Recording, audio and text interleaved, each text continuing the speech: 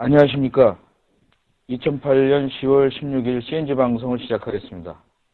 이번 CNG TV 조용식의 지식마당 이슈 시간으로 조선과 IT의 융합, 그리고 미래 조선 PLM이라는 제목으로 진행하려고 합니다.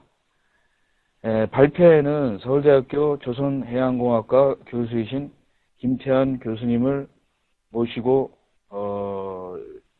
진행을 하겠습니다. 김 교수님 오늘 나와주셔서 감사드립니다. 오늘 대체적으로 이제 조선 IT 융합, 그 다음에 미래의 조선 PLM, 그 다음에 조선 IT 융합 정책, 이 세 가지를 가지고 이제 얘기해 보려고 그러는데, 우선 김 교수님이 지금 강의를 하고 계신 것들, 그리고 지금 관심 분야, 이거에 대해서 잠깐 좀 소개를 해 주시죠. 예, 제가, 지금 현재 서울대학교 조선해양공학과에서 가르치는 과목은, 주로 컴퓨터와 관련되어 있는 과목입니다. 예를 들면, 컴퓨터 원리라든지, 컴퓨터 프로그래밍, 그리고 CAD라든지, 그 다음 의장 설계에 관한 그러한 걸 가르치고 있고요. 그러던 중에 조선소에서, 요즘에 조선 CAD에서 더 나아가, PDM, 더 나아가서 요즘 PLM에 대해서 상당히 많은 관심을 가지고 있습니다.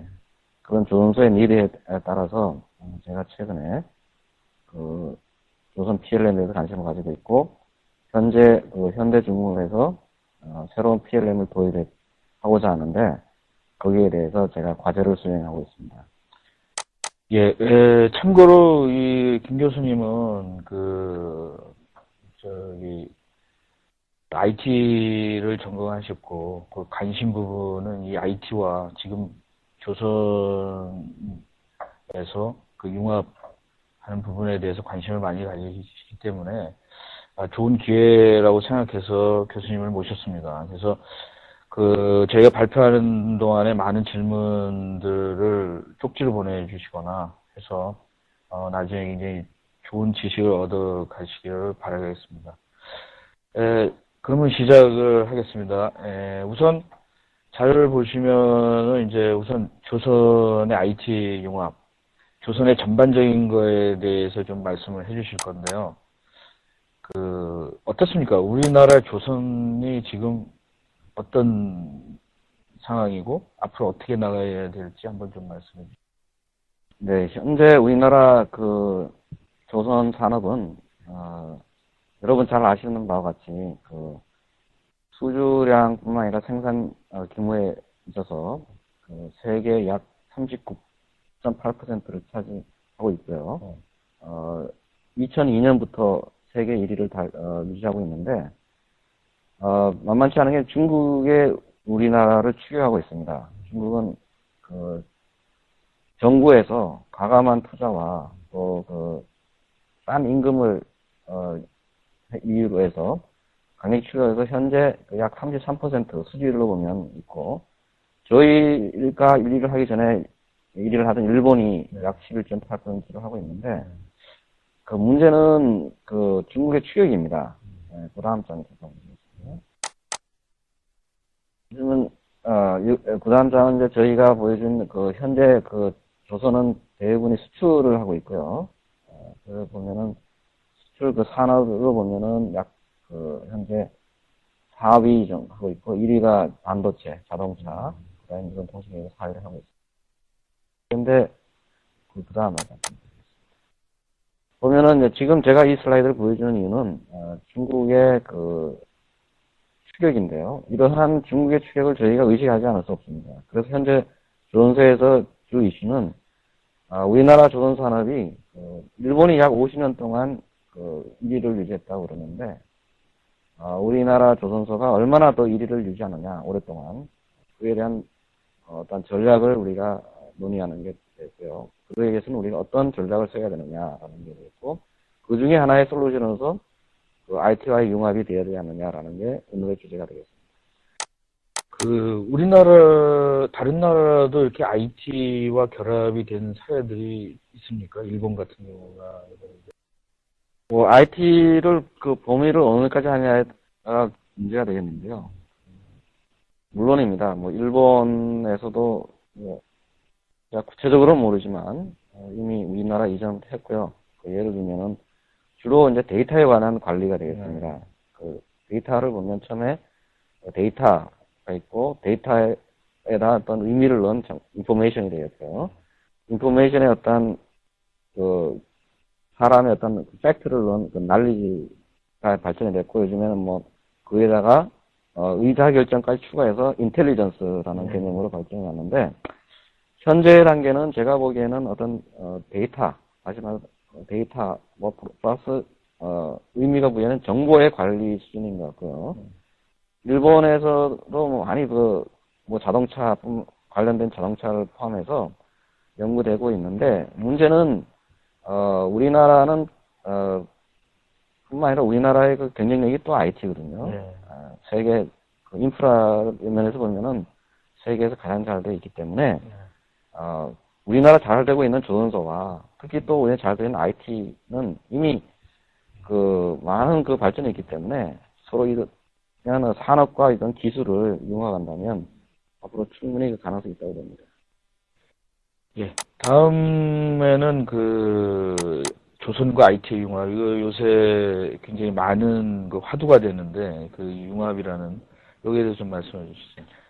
그래서 과연 그러면 조선과 IT의 융합은 뭐냐? 그 이전에 요즘에 정부에서 추진하는 이슈가 뭐냐면 기간 산업과 IT 융합이라는 말을 지식 경제로 주도하고 있습니다.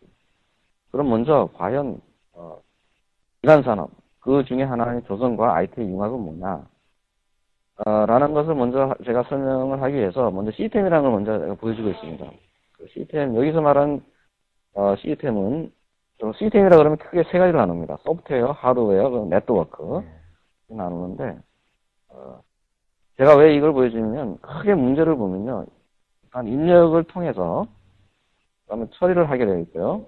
그 처리된 결과를 출력을 하게 되어 있는데 우리가 여기서 고려해야 될 것이 뭐냐면 입력입니다. 입력. 입력은 뭐냐면 컴퓨터는 입력이 된 데이터를 디지털화된 데이터를 처리해서 디지털로 결과를 내고 나중에 그 결과를 다시 아날로그로 바꾸는 이런 프로세스를 거치게 되어 있는데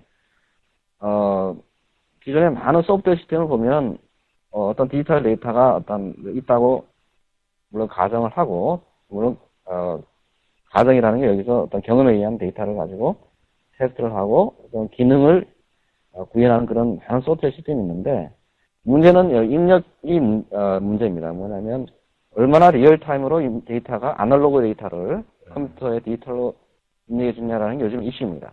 그래서 예를 들면 센싱이라는 게 있는데요.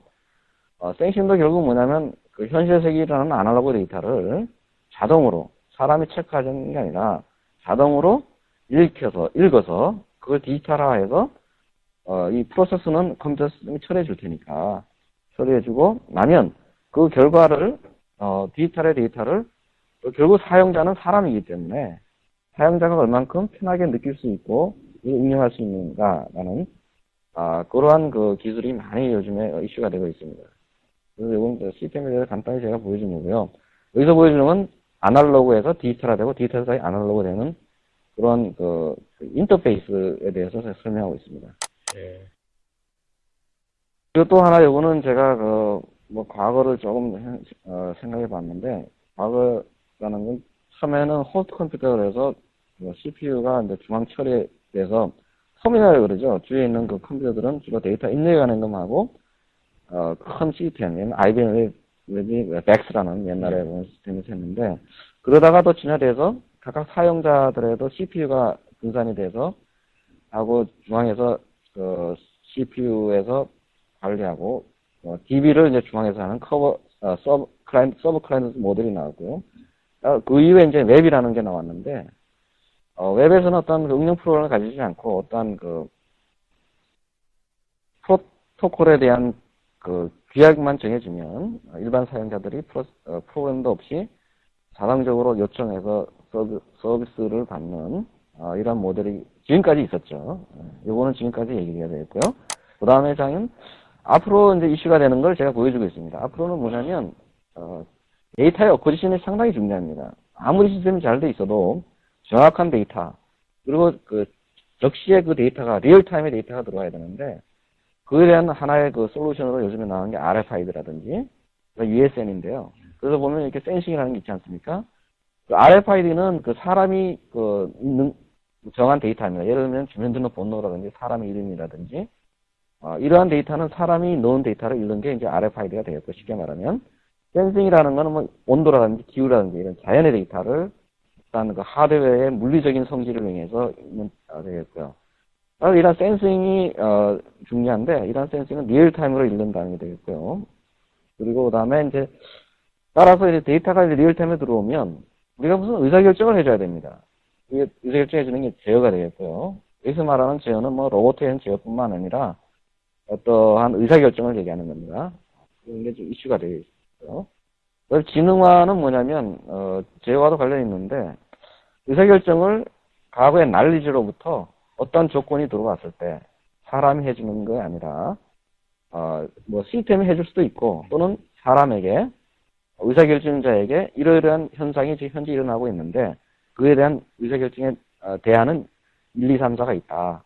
작업자들로 하여금 어떠한 결정을 할 수 있게끔 하는 시스템이 제공해줘서 그 시스템이 사람들 하여금 리얼타임으로 의사결정을 하게 하는 이러한 그 모습이 크게 보면 IT에서 보면 미래의 모습이라 되게 되어 있고요. 데이터는 옛날에 유선에서 무선으로 되는 이러한 모습이 앞으로 IT의 발전이 되겠습니다. 다음에는 이제 본격적으로 조선과 IT 융합, 이 융합이라는 말도 요새 많이 나오는데 융합에 대한 개념에 대해서 말씀해 주시죠. 그 융합을 얘기하기 전에 또 하나 얘기하는 게 복합이라는 게 있습니다. 융복합 뭐 많이 하는데 그에 대한 뭐 아직 명확한 정의는 없겠으나 융합이라는 건 보시는 것과 같이 뭐 퓨전이라고 하게 하는데 뭔가 이렇게 화학적 반응이 일어나는 것처럼 서로 녹아서 새로운 하나의 뭘 만드는 게 되겠고요. 복합이라 그러면 일단 뭐 좀 섞이지는 않지만 뭔가 이게 주로 독립적으로 이렇게 서로 도움을 주는 그런 개념도 이해가 됩니다. 따라서 여기서 말하는 융합은 어떤 산업과 어떤 테크놀로지, 기술과의 어떤 융합을 말하는데요. 섞여서 어떤 시너지 효과 또는 새로운 산업의 어떤 수익을 창출하는 그러한 모델이 되겠습니다. 요 자료는 그래서 그러면 조선 IT의 융합이 뭐냐? 그러면 우리가 어떠한 분야를 앞으로 분야를 우리가 융합해야 되는 내용인데요. 지금 조선 IT 융합에 대해서는 논의 중에 있습니다. 지금 지경부에서 기간산업 IT 포럼을 만들어서 하고 있고요. 그 중에 하나가 조선이 들어가 있고요. 조선 IT 융합이. 그 논의 중에 있고, 지금 여기서 보여주는 거는, 그 중에 이미 작년도에 검토된 내용인데, 이내비에이션 핵심 기술 개발, 또 중소 조선용 CAD PLM 핵심 기술 개발, 선박 IT 및 조선 산업용 소프트웨어 개발, 국제 인증 획득 지원, 머린 IT 마케팅 지원 사업, 이런 게 있는데, 이러한 것은 앞으로 더 논의해야 되겠고요. 예를 들면, 이러한 것들이 조선 융합의 하나의 기술의 내용이 될 수 있다라는 걸 보여주고 있습니다. 그러면 과연 그럼 IT의 기능이 뭔가 하는 걸 먼저 보여주고요. 우리가 보면 IT의 기능이 뭐냐 보면 크게 네 가지로 분류할 수 있겠습니다. 컴퓨팅, 주어진 쉽게 말하면 더하기 빼기 곱하기 나누기 사춘 형선을 반복적으로 계속 많이 해주는 게 되겠고요. 그 다음에 네트워킹은 뭐냐면 서로 그 데이터를 서로 연결해 주는 게 되겠죠. 보내주는 거. 지금까지 발전을 보면 아마 컴퓨팅과 네트워킹 수준에 있다고 봅니다. 그래서 그걸 더 쉽게 말하면 오른쪽에 보면 정보의 처리와 의사결정이 되겠고요. 정보와 기능의 소통과 원활까지 되겠는데 앞으로는 센싱이 이제 많이 이슈가 되고 있습니다. 그게 RFID라든지 USN이 되겠고요. 그래서 이런 거 보면 어떤 대상의 인식과 환경의 이해라 했는데, 그 툴은 이제 RFID와 이제 ESN이 되겠고요.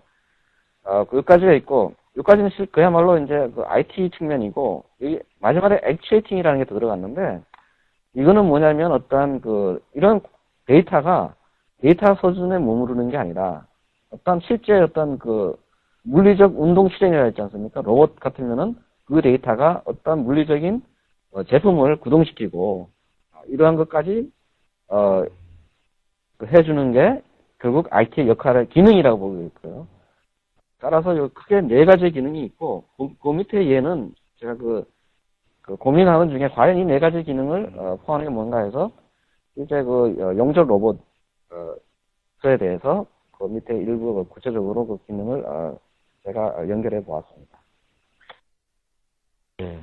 오늘 상당히 좀 이제 패러다임 같은 방향성들이었는데 이제 좀 다른 주제로다가 미래 조선의 PLM에 대해서 이제 좀 구체적으로 한번 들어가 보겠습니다.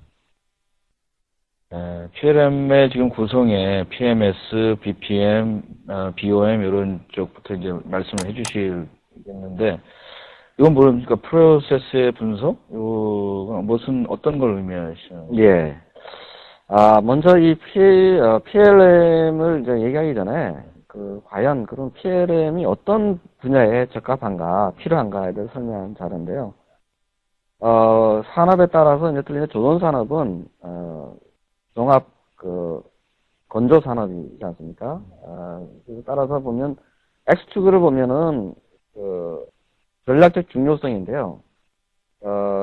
조선산업에서 보면 이 하나의 제품이 어떤 부가적으로 제품이나 서비스의 어떤 가치를 부과하는 측면에서 보면 조선선에서는 이게 굉장히 필요한 중요도가 굉장히 높은 거고요. 전략적으로 봤을 때. Y축에 보면은 이 프로세스가 얼마나 복잡하고 다이내믹하냐라는 건데요. 이거 보면 조선도 또 굉장히 다이내믹하고 복잡하거든요.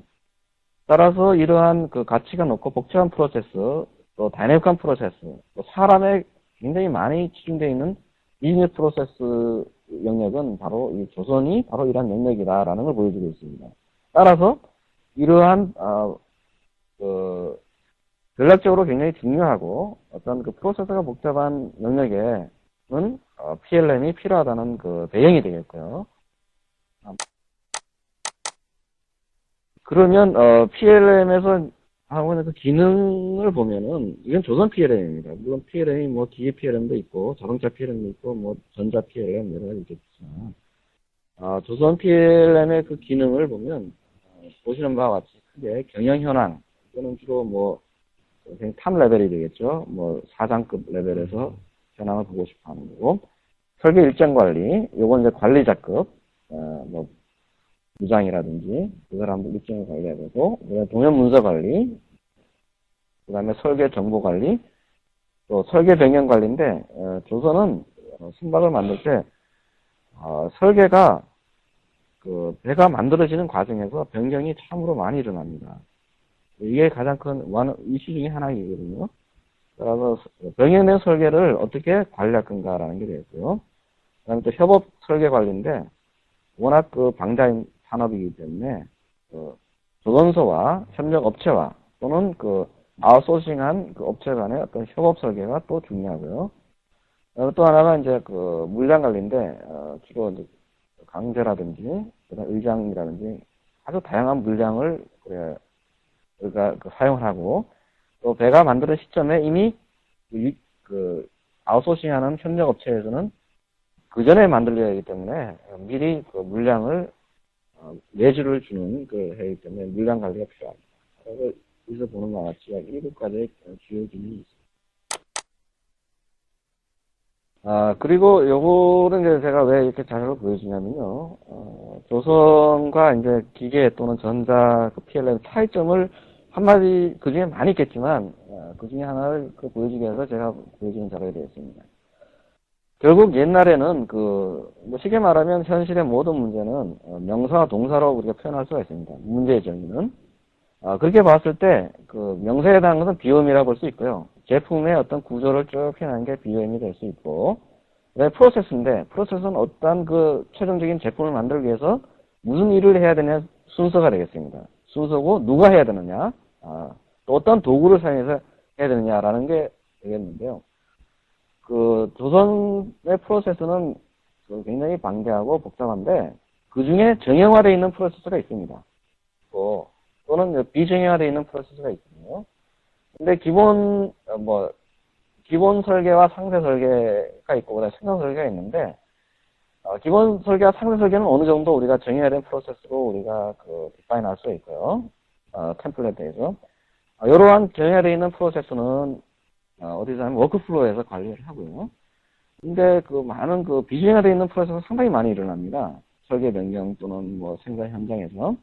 이러한 것은 프로세스는 이제 프로젝트 매니지 시스템이라서 PM에서 관리하는 이런 것이 조금 자동차라든지 전자산업의 PLM과는 다른 면을 제가 보여주고자 합니다. 그리고 그러면 PLM은 뭐냐? 크게 말하면 명사와 동사의 관리인데, 여기서 말하는 명사는 어디냐면요. 왼쪽 하단에 CAD에서 만들어진 CAD에서로부터 우리가 BOM을 생성할 수가 있어요. EBOM이라 그러는데, 거기에는 내용을 보면 주로 형상에 대한과 도면이 있고요. 설계 정보 이런 게 들어가 있고, 그 밖에 협업 정보가 있는데, 협업은 여기서 누가 협업하냐면 선주, 돈을 내는 사람, 또 선급, 배를 만드는 과정을 관리하는 선급, 그다음에 외주는 의장이라든지 협력사들, 이런 사람과 협력하는 시스템이 되어 있습니다. 그리고 위에 이제 보면 프로젝트 프로세스 관리가 있는데, 이거는 뭐냐면 일에 대한 순서가 되겠죠. 일에 대한 순서 또는 설비에 대한 계획 이런 게 있고요. 그게 이제 ERP가 있고요. 따라서 PLM은 뭐냐면 CAD 있습니다. 기존에 조선 CAD가 있고, ERP도 각 사마다 있고요. 또 그 밖에 선주, 선급, 또 외주업체의 중간에서 그러한 인력과 아웃풋에 대한 그걸 관리해주는 일이었고요. 따라서 문장을 보면 명사에 관한 BOM과 그다음에 동사를 관리하는 프로젝트 프로세스 관리, 그리고 외주와 관련된 협업이 크게 구성으로 되어 있다고 볼 수 있습니다. 예, 다음은 이제 PLM 도입 후의 프로젝트와 프로세스 관리 예를 이제 보여주시겠는데요. 제가 요거는 뭐냐면 좀 추상적인 도대체 PLM이 가슴에 와닿지 않는다. 그런 분을 저한테 주위에 계시는 동료 교수님도 하시고 많이 듣습니다. 물론 현업에 계시는 분들은 금방 알겠지만, 그래서 제가 요거 시나리오를 하나 만들어 봤습니다. 만들어 봤는데 시나리오입니다. 그야말로. 따라서 요즘에 이제 대부분 인터넷을 사용할 때 포탈이라는 게 있습니다. 포탈은 뭐냐면 웹페이지하고는 틀리는 게, 웹페이지는 그냥 이미지만 보여주는 거 아닙니까? 여기서 말한 포탈은 어떠한 인터넷에 들어갔을 때 버튼을 누르면 어떠한 프로세스가 있어서 인풋 데이터를 받아서 새로운 아웃을 생성하는 그런 게 포탈인데요. 조금 다시 왼쪽으로 다시 가겠습니다. 그럼 먼저 들어오면 아침에 이제 작업자가 출근을 하면 이게 그야말로 우리가 그리고자 하는 PL의 모습이 되겠습니다. 보면 업무 일정이 있죠.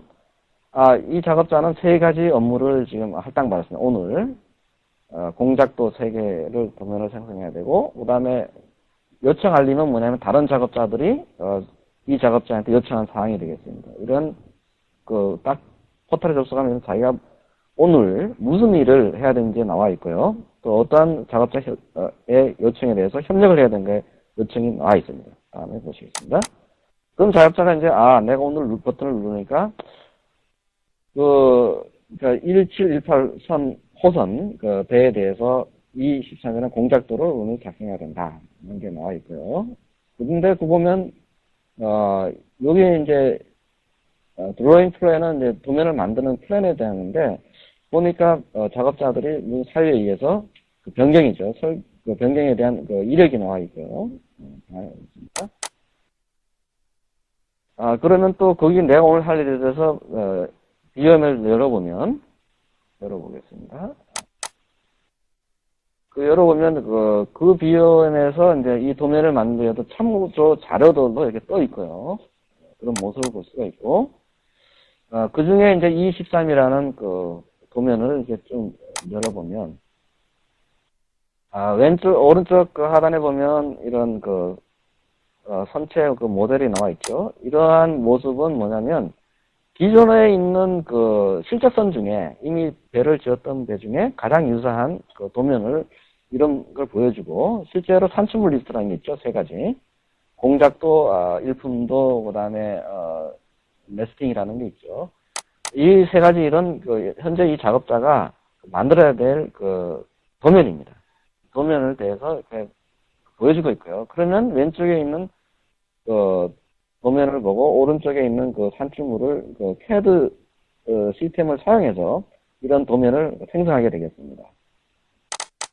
그럼 자기가 작업자를 마치면, 제가 이제 작업자를 어떤 만들었죠. 그러면, 많은 또 이 검증 단계를 거쳐야 되기 때문에, 먼저 결제와 받고 관련되어 있는 또, 다른 부서의 사람들한테 배포를 하게 되어 있습니다. 따라서 이제 그 다음에, 결제와 배포 프로세스를 거치게 되겠는데요. 그러면은 이제 누구한테 결제를 받느냐. 먼저 이제 배포할 사람들을 이제 리스트를 이제 만들게 되겠습니다. 그럼 내가 이 만든 도면을 각각 설계부 또는 가공부 이렇게 있는데 그 중에 어떠한 사람들한테 배포할 건가라는 걸 현재 작업자가 선정하게 되어 있고요. 그런데 그 위에 보면 프로세스를 워크플로우를 보여주고 있는데요. 그러면 이러한 배포에 대해서 내가 선정을 하면 그 프로세스를 위에 조금만 보면은 플로우 차트 같은 거 보여주고 있죠. 그런 워크플로우에서 배포에 관한 라이브러리를 딱 선택해 가서 몇 개의 사람한테 배포할 건가라는 걸 눌러주면 지금 보면은 5명이죠. 설계부에 2명, 가공부에 3명에 배포해 주겠다. 라고 하면 시스템에서는 화면 누르시면 이와 같이 배포처가 이제 5개가 뜨게 되어 있습니다. 이거는 이제 사용자한테 보여주는 건 아니고요. 시스템 내부에 어떻게 흘러가는 걸 보여주고 있습니다. 그러면 이제 5명한테 나의 도면을 마너저를 이 작업자가 선정하게 되고요. 그 다음에 결제를 받아야 됩니다. 내가 만들었다 해서 그냥 도면이 넘어가는 게 아니고 반드시 결제를 받아야 하는데 따라서 결제에서도 이러한 워크플로우에서 라이브러리에서 결제에 관한 플로우를 읽어드린 시스템 내부의 모습을 보여주고 있고요. 그럼 이 작업자는 3단계의 결제를 받게 되어 있다는 걸 보여주고 있는데요. 그러면은 밑에 부장 2명과 상무 3명의 결제를 받아야 되겠다. 이걸 선정을 하면 그러면 이제 그 다음에 작업 후에 이제 프로세스가 있는데 누르시면 그 다음에 결제가 3단계에 이루어지고 있죠. 3단계 이루어지고 있는데 때에 따라서는 결제를 할 수도 있고 그 사람이 다시 결제를 거절할 수 있습니다. 어떻게 거기에 따라서 프로세스를 보여주고 있고요. 그럼 현재 이거는 뭐냐면 이 사람이 작업자가 내 작업 도면을 누구한테 배포해야 되고 누구의 결제를 봐야 되는가를 입력을 한 거고요. PLM에. 그럼 완료가 되면 이제 각각 배포될 사람, 먼저 결제받을 사람한테 이런 메시지가 가겠죠. 그러면 결제한 사람이 다 정상적으로 결제되면 밑에 정상 결제됐다라는 게 나중에 메시지가 관련자한테 보내지게 되겠고요. 결제가 나면 이제 또 각각 아까 설정한 5명 작업자한테 배포가 되겠죠. 그럼 그 작업자들이 배포를 받아서 메시지를 받았다는 메시지가 오면 모든 관련 작업자한테 완료됐다는 메시지를 주게 되겠습니다. 그리고 이제 이러한 배포 일정이 끝나고 그 다음에 또 하다 보면 혼자 할 수 없기 때문에 어떤 관련자 협의를 거쳐야 됩니다. 그럴 때는 컨퍼런스라는 버튼을 눌러서 협의를 눌러서 관련자 있는 사람들한테 눌러보겠습니다. 그러면 언제 협의가 필요하다. 3월 25일 시작과 종료 언제 맞춰야 되겠다. 그것도 누구와 협의하겠느냐 해서 하고 여기 중요한 게 잘 보셔야 될 게 현재는 말이죠. 어떤 수시로 일어나는 협업이 필요하면 어떻게 합니까? 주로 뭐, 이메일 같은 걸 하겠죠. 또는 뭐, 전화로 하거나, 그러면 또 관련 그 부서장한테 협조를 구하고, 그런, 프로세스를 거치게 되는데, 여기서는, 시스템에서 이렇게 자기가 선정을 하고요. 또 하나, 맨아워를 설정합니다.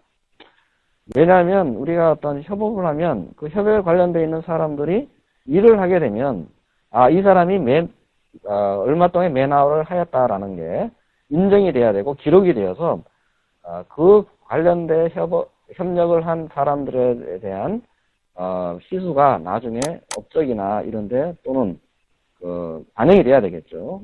그런 게 하나 이슈가 되겠습니다. 따라서 여기 보면 5맨아워에 관련되어 있는 사람, 의장 1부, 선체 3부 관련된 협조를 해서, 먼저 요청을 하게 되겠습니다. 요청을 하게 되고요. 그리고 그 위에 보시는 거는 그 시스템 내부에서의 프로세스를 보여주겠는데요. 그러면 조금 전에 그 맨아워를 할당하고, 이와 같은 게 이제 왜 디자인화되어 있는 그 내용이 되겠군요. 갑자기 원래는 없었던 건데, 협력이 필요하다라는 되겠어요. 이러한 거에 대해서 시스템적으로 잠깐 다시 돌아갔습니다. 뒤로. 워크플로우에서 보면은, 따라서 거기에 보면, WBS는 우리가 BOM은요, 어떤 제품을 어떻게 기능별로 또는 분석해서 쭉 브레이크 다운 한 거고, WS는 어떤 작업의 일을, 태스크를 브레이크 다운해서 놓은 스트럭처라고 볼 수 있습니다. 따라서 거기에 대해서, 이런 협업이 필요한 일은, 우리가 WS 작업을 작성을 해서, 협의 관련되어 있는 사람들 배포를 하고, 또 이런 PMS 기반, 왜냐하면 여기서는 정형화되지 않는 일이 발생했기 때문에, 프로젝트 매니지 시스템에 이러한 업무가 협업이 필요하다, 협력이 필요하다라는 것을 반영을 해서, 시스템 내에서 이렇게 자동으로, 알려주게 되어 있습니다. 다음을 보여주겠습니다. 그래서 지금까지 보여준 거는 뭐냐면요, 결국 최종적인 작업의 프로세스는, 작업자한테 가기 때문에, 작업자가 그 사람이 해야 될 일과, 그 다음에 협력을 해야 될 그 일과, 그러한 것을 어떻게 시스템적으로, 우리가 하는 모습을 보여주고 있고요. 또 그 사람이 한 일에 대해서 시스템적으로 어떻게 반영이 돼서, 결국은, 시스템 전체 위에서 관리자 입장에서 보면, 어떤 작업자가 무슨 일을, 얼마 동안 하였고, 또 설계 변경은 어떻게 이루어졌고, 그러한 것을 모니터링 할 수 있는, 그러한, 기능이 결국, PLM의 기능이 되겠습니다. 그 다음에 여기서 보여주는 것은 이제 BOM인데요. 먼저, BM과 그 밖에, BM도 산출되는 모습을 보여주고 있는데, BOM은 CAD와는 조금 다르게요. BOM은 사실 무슨 프로젝트 구조가 돼서, 이게 좀, CAD라 그러면은 좀, 도면이 굉장히 무거운, 헤비한 거지만, BOM은 어떤 뭐뭐로 구성되어 있다라는 구조가 되어 있고요. 그 부품의 상호관계, 조립 수량, 원가, 계량 단위, 같은 텍스 레벨의 어떤 구조를 나타내고 있습니다. 여기에 각각 관련되어 있는 도면이 CAD가 붙게 되겠고요. 여기로부터 이제, 소생되는 그게 뭐냐면, 오른쪽에 어떻게 설계되었는가. 다시 말해서 이제 프로세스가 되겠죠. 그 다음에 특정 부품을 만드는 데 필요한 부품은 무엇인가. 모터리얼 되었고요. 그 다음에 어떤 자재 불출, 피킹하는 목록 생성이라든지, 제품 원가를 산정한다든지, 구매 및 생산 일정을 수렴한다든지, 이렇게 되고요. 따라서 이런 PLM의 구성을 보면, BOM, 그 다음에, WBS, 다시 말해서 어떤 작업의 구조와는 WBS가 있고, 그것을 추진해서 추진하는 워크플로우, 이 세 개가 크게 구성되어 있습니다. 자세한 거는, 여기서 넘어가겠고요. 그 다음 여기서 보면은, 요거는 또 무슨 자료냐면요. 기존에 이제 ERP와 CAD와 그 다음에 영업에서 하는 견적 시스템, 그래서 생산 단계 이전까지의 그 어떤 업무에 대한 프로세스를 보여주고 있습니다. 요때 프로세스를 보여주고 있고, 여기서는 특히 조선 PLM에서 어떤 그 각의 데이터가 흘러가는 모습을 보여주고 있는데요. 거기에 대해 보여주고 있고요. 따라서 요거는 결국 뭐냐면 PLM은 기존에 있는 조선 CAD와 ERP와 연동을 하는데 거기에 대해는 그 프로세스 관리에 대한 과 그 데이터에 대한 그 관리를 보완하는 그런 게 되었고요. 결국 생산은 여기서 뭐냐면 철판을 자르고 용접하는 게 되겠습니다.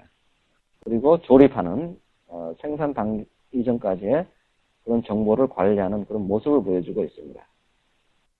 이거는 그 기존에 있는 자동차라든지 전자의 PLM과는 다른 거고요. 그 내부적으로 어떠한 그 데이터가 변화되는가라는 모습을 보여주고 있습니다. 네, 전체적으로 이제 그 PLM 구성에 대해서 말씀해 주셨는데요. 다음은 이제 미래의 조선 PLM. 여러 가지 아직까지는 이제 약간 비전인데, 앞으로 이런 것들이 와야 되겠다라는 것 같습니다. 유비쿼터스, SOA, 그 다음에 웹 서버, 웹 2.0 이런 것들에 대해서 좀 말씀을 해주시죠. 제가 여기서 말하는 지금 말하는 거는요, 미래 PLM인데, 과연 미래는 아무도 예측하기 힘들지 않습니까? 따라서 저도 고민을 많이 하였는데, 요즘에 그 이슈가 되고 있는, 그런 테크놀로지를 설명을 하고, 앞으로 이러한 그 테크놀로지가 그 미래, PLM이라기보다도 미래 조선, IT의 융합에, 스며들지 않을까 해서 제가 정리해 보았습니다. 그래서 요즘에 그 이슈가 되어 있는 게 이제 유비쿼터스라는 건데요. 보면은, 지금 보여주는 것은 먼저 이제 그 데이터의 흐름을 보여주고 있습니다. RFID라는 게 있는데, RFID는 쉽게 말하면 이전에 바코드라는 게 있지 않습니까? 바코드는 뭐냐면, 그 데이터를 보면, 결국 그 데이터는 사람이 집어넣은 데이터입니다. 사람이 집어넣었다면, 뭐냐면 그 데이터가 가정이라는 거죠. 사람의 이름이라든지, 주민등록번호라든지, 주소, 이런 거는 어떤 약속에 의해서 만들어진 데이터가 되었고요. 그런 사람의 데이터를 어떤 칩에다가 넣어서, 컴퓨터는 0과 1밖에 읽지 못하는데, 0과 1의 조합에 의해서 그런 사람의 정보를 넣었다가 필요에 따라서 끄집어내서 쓰는 건데, 끄집어내서 쓰는 게 안테나가 되겠고요.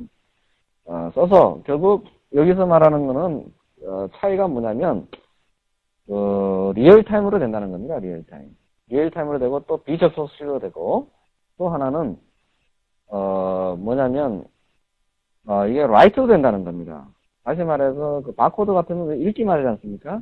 근데 여기서는 우리가 또 어떤 그 프로세서가 진행됨에 따라서 그 데이터에 대한 정보뿐만 아니라 프로세서가 무슨 일이 이루어졌다라는 그 정보를 칩에다가 넣을 수 있는 게 특징이 되겠습니다. 따라서 이러한 그 특징이 앞으로 그 복잡한 그 조선 건조의 프로세스에 많이 활용이 되리라고 예상을 합니다. 그래서 이거 RFID, 유비쿼터스 보면 RFID, US는 크게 나눌 수 있는데요. US에는 뭐냐면 데이터의 성격이 조금 틀립니다. RFID와는. 우리가 데이터를 크게 보면은 사람이 가정한 데이터가 있고요. 이 자연에 대한 데이터가 많이 있습니다. 예를 들면 온도의 변화라든지 또는 기압이라든지 또는 조선소 같으면 어떤 게 있습니까? 화재에 관련되어 있는 조선소에서 막 용접을 하다가 어떤 피움 연기 같은 게 있지 않습니까? 연기의 온도라든지 연기의 농도라든지 이러한 것은 우리가 사람의 데이터가 아니지 않습니까? 주민등록번호나 이런 게 아니고 자연에 있는데 이러한 데이터를 실시간에 어떤 센서를 개발해서 예를 들면 어떤 머티리얼이 온도가 높아지면 열팽창률이 다르지 않습니까? 그러한 여러 가지 머티리얼을 사용해서 우리가 센서라는 개발하는 게 많이 있습니다. 그래서 많이 개발되고 있고 따라서 이러한 각각의 작업장이나 어떠한 필드에다가 센서, 노드를 달아서 무선으로 이러한 데이터를 전송하게 해서, 그러한 것을 이제 인식을 해서, 인식에 따라서 의사결정을 하는, 그런 게 되겠는데요. 따라서 이러한 USN이 앞으로 굉장히 많이 특히 제품이라든지 이런 데는 활용이 될 겁니다.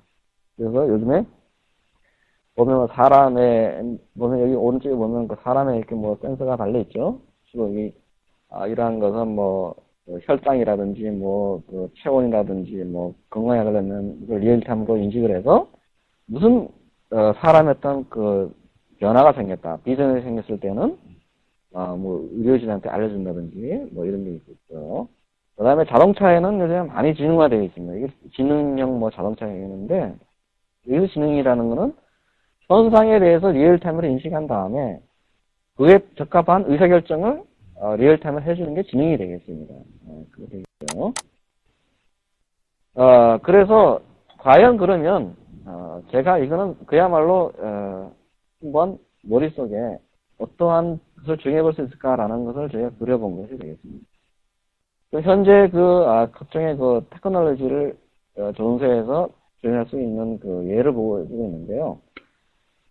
그러면 이 조선소의 RFID나 USB라는 이러한 테크놀로지를 사용해서 보면 이 조선소를 보여주고 있고요. 1번에 보면 강제 입출구 관리, 다시 말해서 이 강제 철판 같은 것을 물량을 수시로 이렇게 입출이 되기 때문에 관리한다든지, 그 다음에 2번에 보면은 이제 헐샵, 선형이 되겠고요.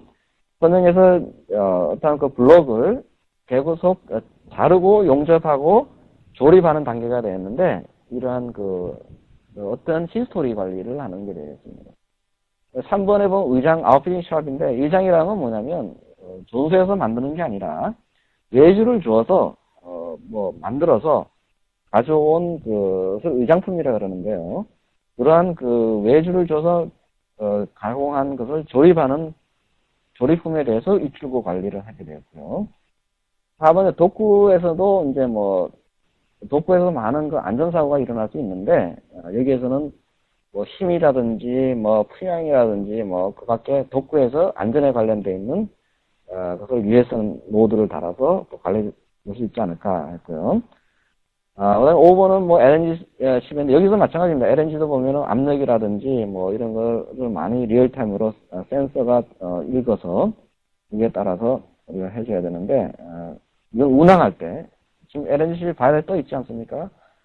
그럴 때 어떤 센서를 달아서 안전에 관한 관리해주는 그런 모습을 보여주고 있습니다. 그 다음에 요거는 뭐냐면 요거는 기존의 하나의 예로서요. 리그 시스템과의 예가 되겠는데, 리그 시스템은 뭐냐면 여기서 말하는 시스템이요, 갑자기 튀어나오는 게 아니라 갑자기 생각하는 예를 들면 PLM을 도입하면 모든 게 자동화 된다. 이거는 실패의 원인이 되겠습니다. 그런 건 아니고요. 기존에는 리그 시스템, 기존에도 조선소에도 배를 지금 만들고 있지 않습니까? 예약 안에. 그렇기 때문에 앞으로 PLM이라든지 이러한 새로운 게 성공하려면 기존에 있는 시스템과 연동해서 기존의 시스템과 돌아가야 된다는 겁니다. 기존의 시스템을 무시할 수는 없는 거고요. 그래서 여기서 제철소, 조선소에서 어떠한 이력을 히스토리를 관리하고 그러한 것을 보여주고 있습니다. 예, 지금 이제 시간 관계상 예를 좀 넘어서 자료를 이제 SOA 부분. 예, 요거도 설명인데, 요거는 뭐냐면, SOA가 이제 많이 되고 있고요. 요거는 이제 크게 세 개를 볼 수 있는 서비스 공급자와 서비스 사용자, 서비스 중개자라는 게 있는데, 이게 서비스 공급자는 IT 개발 업체가 되겠고요. 서비스 사용자는 조선소가 되겠습니다. 우리가 IT 하는 사람들은, 도대체 조선소에서 무슨 기능이 필요한지 모르겠다 하는 거고, 조선소에서는 이런 기술이 필요한데 도대체 누구를 한테 요청했는지 잘 모르겠다, 이런 가 많이 있는데요. 따라서 서비스 브로커라는 중개자를 통해서 우리가 연결을 잘 해주겠다는 개념이 되겠습니다. 그래도 이걸 구현하는 테크놀로지 면에서는 여러 가지 이제 그 툴이 필요한데, 그런 그 구현하는 데에서 웹 서비스라는 것을 구현하게 된다는 얘기고요. 근데 웹 2.0은, 여기 이제 데이터의 진화인데요. 어떤 의미를 부여한 데이터가 되겠고요. 그래서 시멘틱 웹, 라는 게 또 나왔고요. 그 다음에 온톨로지. 인데 개념이 있는데, 이거는 넘어가겠습니다. 예, 그런 게 나왔고, 여기서 보여주는 게 얘가 되겠는데, 그럼 과연 이러한 그 소어 웹 2.0이라는 기술이 나오면, 조선소에 어떠한 모습으로 나올까라는 걸 저희가 한번 그려보았습니다. 오른쪽 그 하단에 보면 이제 그 솔루션 업체 있죠. 예를 들면, 이거는 주로 외산이긴 하지만, CAD PLM, 벤더사가 되겠습니다. 그럼 이 사람들은 어떤 자기의 기능을 서비스 중개 업체에 이렇게 등록을 하게 되겠고요. 퍼블리시 한다는 걸 등록하게 되겠고요. 그렇게 등록하면은 조선소에서는 서비스 리퀘스트는 그다음 그 기능이 필요할 때 찾는 게 아니라 서비스 브로커한테 이런 게 필요하다는 걸 서치하고 찾게 되면 그 다음에 이제 그 서비스 중개하는 데에서 IT 업체와 조선소를 연결해주는 그런 모습이 되겠습니다. 그러면은 이제 뭐 사용한 만큼 비용을 내는 겁니까? 아니면 이제 연결을 한 다음에 연결하고 거기에 어떤 그 중개료를 좀 내야 되겠죠. 네. 우리가 뭐 부동산 할 때를 네. 보시면 생각하면 네. 되겠습니다. 네. 예. 부동산 업자들이 하는 것 같은. 네. 이제 마지막으로 좀 모든 걸 좀 정리하면서 정책에 대해서도 이제 굉장히 중요할 것 같아요. 이게 뭐 기술적인 것도 있지만 정책이 굉장히 많은 그 성공을 갖다가 이제 좌우하는데 이 정책에 대해서 좀 정리를 해 주시죠. 예. 지금 현재 그 지식경제부에서요, 많이 들어가 보니 신성장 동력 산업 육성이라는 걸 하고 있지 않습니까? 거기에 보면 22개 중에 저희 그 조선이 포함되어 있습니다. 수송 시스템으로 되어 있고요. 수송 시스템은 자동차와 조선을 포함하는 거 있어요. 자동차에서는 그린카, 조선에서는 선박 해양 시스템인데 선정이 되어 있습니다. 따라서 여기 이제 그 중에 신년 동력 산업의 과제로 이미 들어가 있고요. 그리고 또 정부에서 추진하고 있는 게 이제 기간 산업과 IT의 융합을 지금 추진하고 있고요. 지금 현재는 포럼이 형성이 되어 있어서 포럼에서 앞으로 어떠한 분야를 개발해야 되는가, 정부에 투자해야 되는가에 대해서 논의 중에 있습니다. 지금 그 포럼이 6개가 있는데요. 자동차, 조선, 기계, 섬유, 의료, 건설, 조선에 있고, 제가 거기에 대해서 지금 포럼에서 문과에서 위원장으로서 지금 조선소의 의견과 IT 업체의 의견을 직접 종합하고 있습니다. 네, 지금 이제 더 자세한 것을 알고 싶으신 분들은 여기에 나와 있는 홈페이지나 이메일, 그리고 또 CAD 그래픽 홈페이지를 이용하시면 연락이 되고요. 이제 지금부터 한 10분 정도 이제 질문을 받겠습니다. 많은 질문을 쪽지로 보내주시면 또 선택되신 분들은 소정의 그 기념품도 드리고 있으니까 많은 참여를 드리고요. 우선 쪽지가 몇 개 왔는데 제가 소개를 해드리겠습니다. 문현식님께서 다음과 같은 질문을 해주셨습니다. 배를 3D 도면으로 모델링하고 이 도면을 PLM 시스템으로 저장하고 리비전 관리를 할 텐데요. 배의 크기가 워낙 크다 보니까 3D 데이터 용량이 커지기 때문에 PLM 서버 용량에 문제가 있나요? 혹시 3D 도면 스케일이 작게 하거나 조선 설계에 대해서 문의 아니지만 질문을 합니다. 이렇게 했는데 다른 산업에 비해서 3D가 좀 늦은 편이 이제 굉장히 양이 크기 때문이라고 이제 생각하시는 것 같은데 거기에 대해서 답변을 좀 해주시죠. 예, 선박은 복잡하지만 또 문제가 똑같은 배를 만들다 하더라도 어느 조선소에서 또 같은 조선소라도 어디에서 짓느냐에 따라 그 짓는, 그 생산하는, 그게 다 프로세스가 틀려집니다. 왜냐하면, 만약에 소규모면 그 한 곳에서 다 만들면 되지만 배는 워낙 크기 때문에요.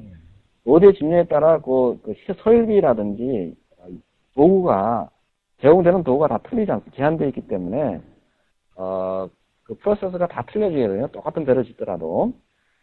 그런 게 있고요. 여기 질문하신 거에 보면, 용량이 상당히 큽니다. 뭐, 수 기가바이트 되는데, 그 서버 용량은 문제는 없는 것 같고요. 요즘에 워낙 하드가, 디바이스가 많이 발전되기 때문에 없고, 스케일을 작게 하지는 않습니다. 왜냐하면 굉장히 정확해야 되기 때문에, 적게 하지는 않고요.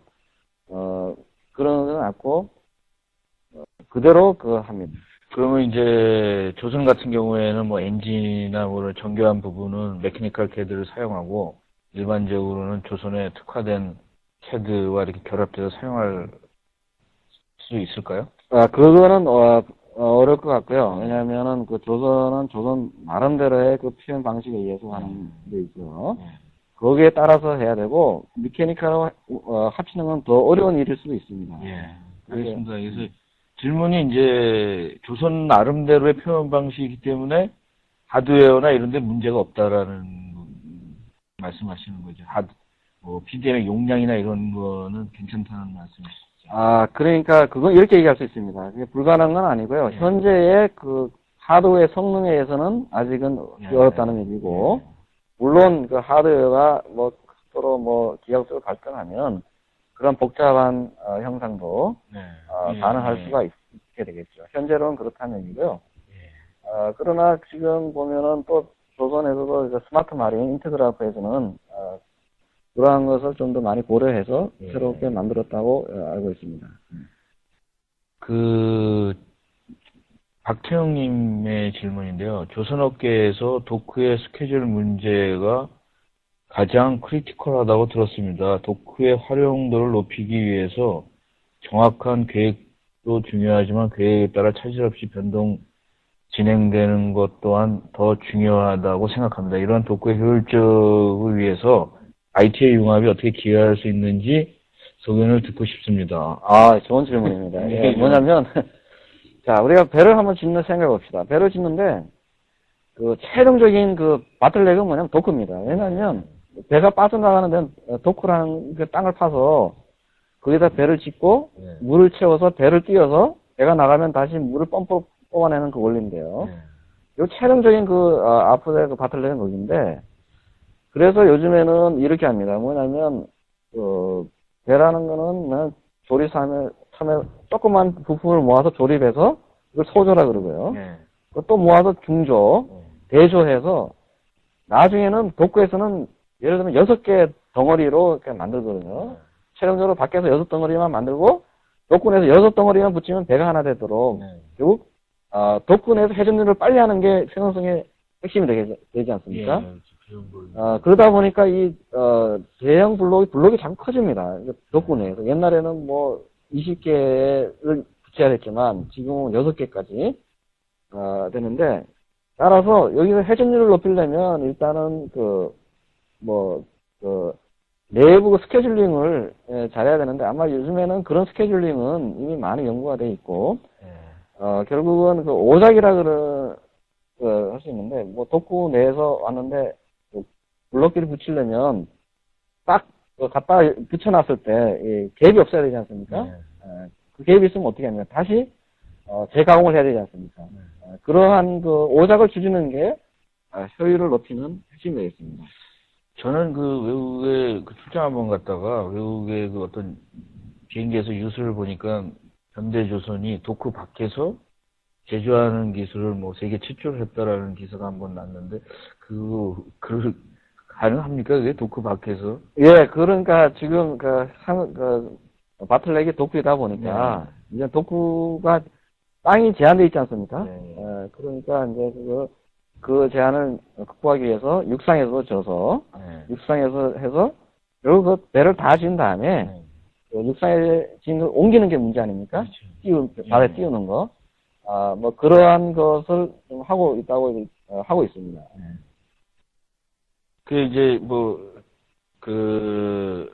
또 하나는 이제 제가 좀 질문 좀 네. 드리겠습니다.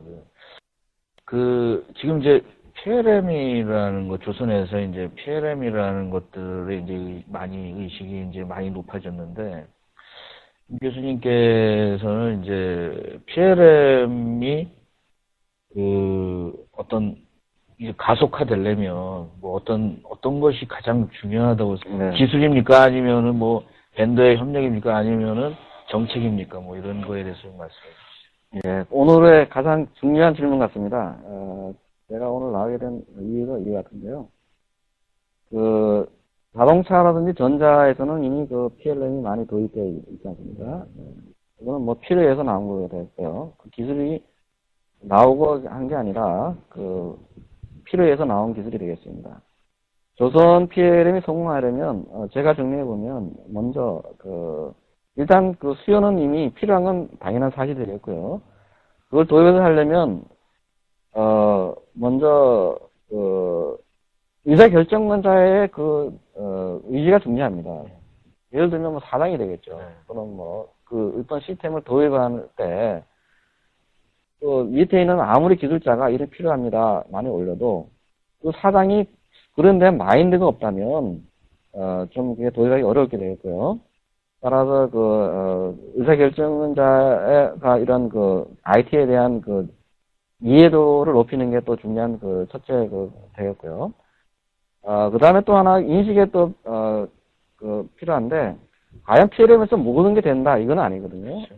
그리고 현재 있는 시스템이 조선에서 필요하는 기능이 안도 없다고 봐야 됩니다. 안도 없고, 그러한 새로운 기능에 대해서는 어떠한 기본, 유틸리티부터 시작을 해서 기존에 있는 레가시 시스템과 연동이 돼야 됩니다. ERP라든지 기존 CAD랑 연동이 돼야 되는 거지, 이 PLM이, 많이 대체하는 건 아니고요. 그런 환상을 가져서는 안 되는 거고요. 또한 여러분 필요한 기능은, 여러분 조선소에서 독자적으로 개발할 수도 있고, 조선소에서는 그런 스펙을 제공해서 외부의 IT 전문의 IT 업체에서 개발할 수 있고요. 결국 뭐냐면 성공하려면, 사장의 의지와, 그 다음에, 그러한 시스템에 대한 이해와, 그 다음에 내부적으로 필요한 기술을 독자적으로 개발할 수 있는 자생력이 중요합니다. 그러기 위해선 또 정부에서도, 이러한 결국 정부에서 도와주려는 의지는 있는데, 무엇을, 도와주느냐, 효과적으로 하기 위해서는, 그런 고민하고 있고요. 그러려면, 정부에서도 같이 고민하고 있고, 또 우리나라는 조선도 최고이지 않습니까? 또 IT도 어쩌면 최고입니다. 그런 면에서 조선 IT는 성공할 가능성이 굉장히 많이 있다고 보고, 그런 의지와 그런 협력이 필요하다고 봅니다. 이제 좀 시간이 이제 많이 다 돼가지고 제가 이제 마지막으로 좀 질문을 드리겠습니다. 제가 사실 괜히 와가지고 어려운 질문만 드리는 거 같아서 죄송스러운데, 저도 이제 PDM에 대해서 한 10년, 15년 정도를 이제 계속 초창기서부터 했는데, 이제 아마 교수님도 이런 주위에서 이런 고민을 많이 하실 거예요. 뭐냐면, PDM이나 PLM이 다른 거에 비해서 설명하기 좀 어렵지 않습니까? 좀 추상적이고, 어떤 사람들은 이제 이런 중공업이나 이런 데 가면 ERP면 됐지 왜 PDM을 하냐. ERP를 우린 다 하고 있다. 이런 질문들을 아직도 하는 분들이 계신데, PLM을 좀 주위에다 이렇게 조선에 소개하려고 지금 이제 앞장서고 계신데, 예. 어떤 자기만의 어떤 노하우가 있습니까? PLM을 그 사람에게 확 전달해 줄 수 있는 이런 것들을 가지고 계십니까? 예, 우리가 그거를 이해하려면요, 아까 데이터의 진화에 대해서 명확히 이해를 하셔야 되는데요. 또한 이 관점의 차이를 봐야 됩니다. ERP는 뭐냐면요, 생산자 입장에 본 게 아니라, 관리자 중에도 상위 레벨, 사실로 해서 사장급 레벨에서 올해 배를 몇 척, 우리나라 무슨 조선소에서 배를 몇 척 생산해야 될까라는 그래서 정보가 들어가 있는 쉽게 말하면 ERP라고 보면 되고요. 거기에는 인사에 관한 또는 재무에 관한 이런 정보가 있지 않습니까? 좀 교환하는 정보들이 많이 들어가 네, 있죠. 그런 레벨이라 보시면 되고요. CAD는 그야말로 그 로레벨의 그 선박에 대한 형상에 대한 그런 정보가 되겠고요. 근데 그 중간에를 보면은 결국 그 무엇으로 구성되어 있냐라는 걸 보면 CAD의 정보가 있거든요. 네. 쫙 브레이크 다운 한 거죠. 먼저 제품을 딱 최종 제품을 보고 이거를 만들기 위해서 뭐뭐로 구성되어 있냐를 본 게 CAD라고 보면 되고요. 그 다음에 이제 그거를, 이런 목표를 딱 보고 어떻게 만드느냐는 그냥 되는 게 아니라 첫째 뭡니까? 누가 해야 되느냐. 그죠? 그 다음에, 무슨 연장을 사용해야 되냐. 연장이라는 여기서는 설비, 도크라든지 크레인 같은 설비가 되겠고요. 또는 뭐, 그 밖에 조그만 도구들이 많지 않습니까? 그러한 연장들이 제한되어 있습니다. 이건 무한정 많은 게 있다면 문제가 안 되죠. 그렇게 제한되어 있는 리소스를 가지고 어떻게 생산 시간을 줄이냐라는 거기 때문에 그러한 것은 이제 PLM이 되겠어요. 이게 프로세스라 할 수 있고요. 예. 오늘 나와주셔서 좋은 말씀 굉장히 고맙습니다. 오늘 감사합니다. 감사합니다.